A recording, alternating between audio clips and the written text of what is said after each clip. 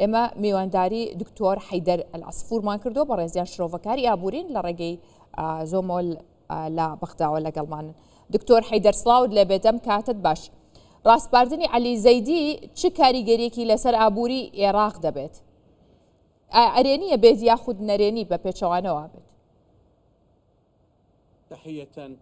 سڵاوتان لەبێت بۆ ئێوە و بینەران. دەبینین لێرە هەندێک ئاڵنگاری واستن لە بەردەم سەرۆکوەزیرانی نوێ دەبن.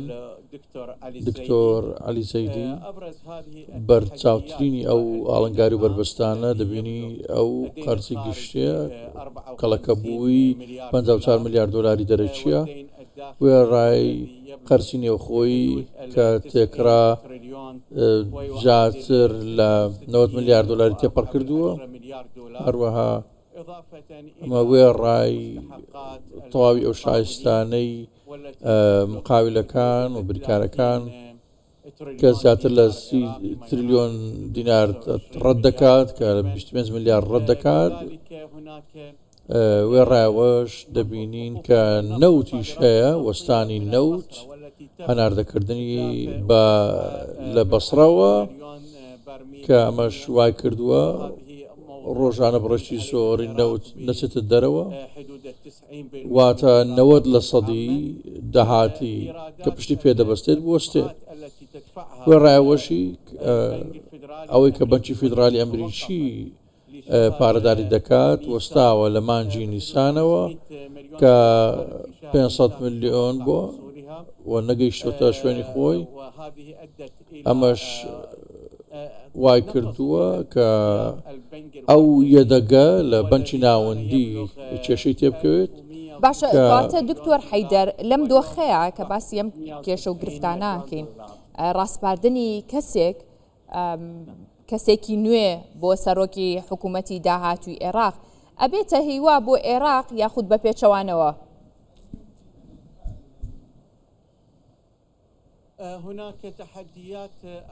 ئەستنجی مەزنتر هەن لەو بابەتەی کە ئێمە باسی دەکەین وەکو ئەزمموی بازرگان. دەبین ئاستەنجی دیکە هەن پەیوەندیدارن بە تەواوی تێکرای داهاتی گشتی. هەروەها ئەو پارەدارکردنێک لە ئەمریکاوە سەرچاوت دەگرێت کە لە مانجی نیسانەوە وەستاوە، لە مانجی ئایار بە هەمان شێوە وەستاو دەبێت. هیچ زانیاری ورد نییە، زانیاری نوێ دەبین. ئێستا یەدەجی بەنکی ناوەندی لە دەبین 97 ملیۆن دۆلارە کەمی کردووە لە مانجی داهاتوو. دەکرێت کەمکردنەکە زیاتر بێت، واتە 400 ملیۆن دۆلار بێت یاخود 500 ملیۆن دۆلار بەپێی ئەو خەرجیانەی کە هەن. واتە من ئاستەنجی مەزنن.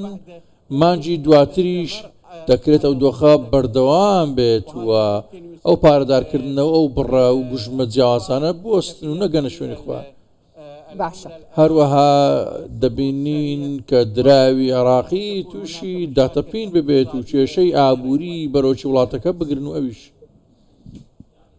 باشە دکتۆر، ئەمریکا هاوڕا نەبوو لە سەردانانی نووری مالکی و تێبینی هەبوو لەسەرەوەی کە ئەگەر ببێتەوە بە سەرۆکوەزیران ئەوە سزای زیاتر بەسەر عێراقا سەپێنێ. ئێستا کە ئەو کشاوەتەوە بەهای دینار زیاتر بەرزە بێتەوە؟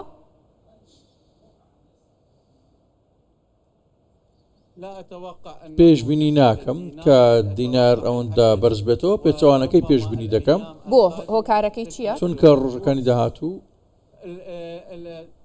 پێشبینی دەکەم لە ڕۆژەکانی داهاتوو، چونکە دینار پەیوەندیدارە لەسەر ئەو خواستێکە لە بازار و داواکردن کە لەسەرەتی، واتە تا چەند لە بازارەکان بەردەستە لەسەر نەوت دەوەستێت. ئێستا دەبینی نەوت هەناردە ناکرێت. ژێر کاریگەری سیاسیەوە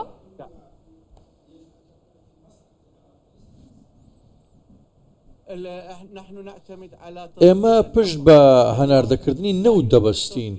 ئیمڕۆ نەوت لە بەسڕەوە هەناردە ناکرێت. ڕوونە کە ئەو کێشانەی کە هەن لە گەروی هورمز لە ناوچەکە تێکرا دەبینین ئەمە خراپ لەسەر عێراق بە نەرێنی دەشتێتەوە. ئەمە کێشەیە.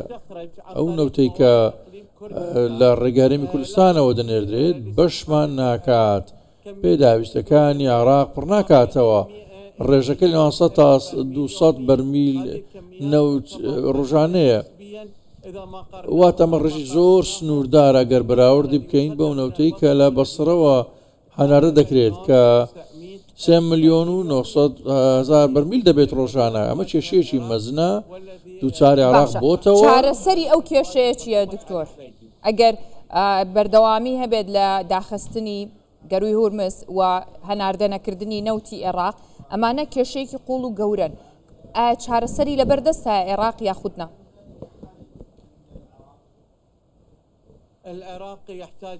عێراق ئیمڕۆ پێویستی بە جڵەوکردنی دۆلارە بە شێوەیەکی بەرچاوتر، هەروەها بەکارنهێنانی بە شێوازی ئێستا کە پێڕەو دەکرێت، پێویستی بە گۆڕانکاری نرخی دراوە بۆەوەی ئەگەر بۆ شێوە بێت 100 دینار بەرامبەر 200,000 دەبێت و هەروەها مە کاریگەری نەرێنی لەسەر موچەکان دەبێت بە تێکڕا، واتە بە 4 ملیارد دۆلار زیان دەکەوێت لەسەر گشتی. واتە ئەگەر کەمی بکەینەوە دەوێت 65% تێکڕای خەرجەکان کەم بکرێنەوە، وێڕای ئەو شایستەکان کە هەن دەبینین مقاولەکانیش و ئەوانەی تریش کە لەگەڵ حکوومەتەکانی ڕابردوو ڕێکەوتنیان هەبووە پێویستیان بە دۆخەکە پێویستی بە داڕشتنی تەواوی پەیکەرەکەەوە هەیە، چونکە ئەو پرسگەلە ڕێکخراوانە دەبینین ناوی جیاجە هەڵگرتووە و وەرپسارەتیان جیاوازە، بەکو ئەرکێکی قورس لەسەر ئەستۆی حکوومەت دەکەوێت و دەبێتە هۆی کەڵەکەبوونی تێچوەکان و خەرجەکان و گرنگترین و خێراترین هەنگاو چییە کە سەرۆکوەزیرانی داهاتووی عێراق بیکات بۆ چارەسەری ئەم کێشانە؟ بڵێ ئەمە پێویستی بە چارەسەری بەپەلە و خێرا هەیە. سەرۆکوەزیران ڕوبەڕووی ئاستەنجی مەسن دەبێتەوە، لەسەری واجبە پێویستە ڕێکاری خێرا بکرێتە بەر بە تایبەتیش کەمکردنەوەی بڕێکی زۆری تێچوەکان، ئەو تێچوانەی کە هەن لە زۆرێک لە بڕگە و لایەنەکان. هەروەها دەکرێت ئەوە هاریکار بێت لە سوکردنی کێشەکە.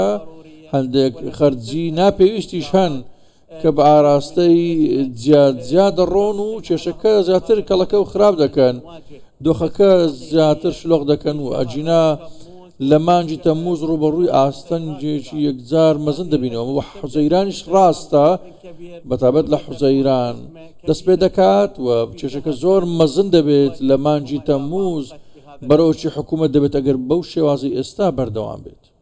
بەڵێ دکتۆر حەیدەر ئەلعەسفۆر شرۆڤەکاری ئابووری لە ڕێگەی زوومۆ لە بەختاوە لەگەڵمان بێ سوپاس بۆیەوە.